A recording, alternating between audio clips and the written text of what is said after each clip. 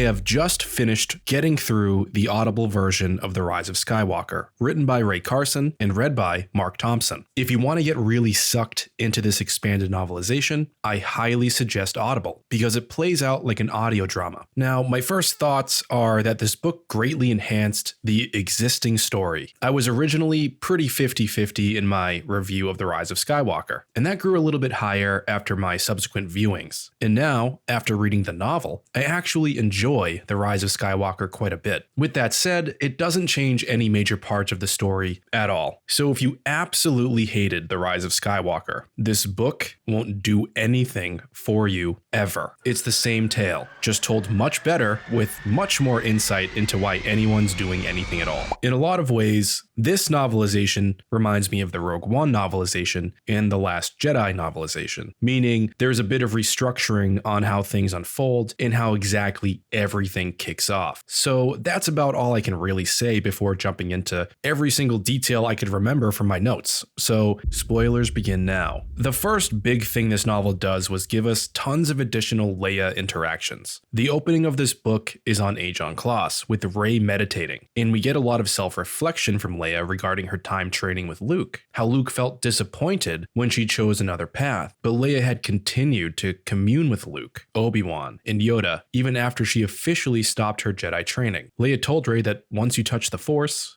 is always part of you. In this intro, we also flash back to scenes between Luke and Leia while they trained together. Leia was almost more capable naturally in the Force than Luke was, and this was basically confirmed by Yoda in the anthology series from a certain point of view. So I thought that was pretty cool. And during Rey's course run, or training run if you want to call it that, her dark side vision is more clear as well. In the context of this book, Rey is sensing Kylo on Mustafar making his way towards the Wayfinder, which is why Kylo later on says that he could sense her being Rey, watching him. It makes me wonder if that's what this shot used to represent in the film, which has Kylo whipping his head around. And Rey also tries to call out to Luke Skywalker, saying that she is afraid during this vision. Rey had learned so much from the Jedi text concerning reaching out to Force ghosts, but for now, Luke wasn't reaching back towards Rey. This moment wasn't her greatest challenge, and it's only then that these Force ghosts would appear. After this, we jump into the Mustafar sequence, which I did already do a breakdown on concerning everything that was left out of the film. Besides the Eye of Webbish Bog, Hux and Pride being present, the one thing I thought that was interesting was Kylo keeping his lightsaber ignited and his guard up because he sensed Rey. I do wish something along those lines made it into the film, showing a bit of Kylo Ren's fear of Rey. On his way to Exile, Kylo Ren is also contemplating Snoke and the fact that the one who guided him out of the light was nothing more than someone else's puppet. Kylo has a hard time with this fact because he admits in this book that he looked up to Snoke. For me, it's pretty sad because Kylo realizes the one who guided him into committing the act against his father was just a pawn. And Kylo might just be a pawn of a pawn of a pawn of a pawn. For an individual obsessed with being in control of their legacy and their power, this shows a complete lack of awareness and control over their own destiny. It's everything Kylo Ren doesn't like. What's also interesting is that while on Exegol, Palpatine tells Kylo he has been his master all along. My boy.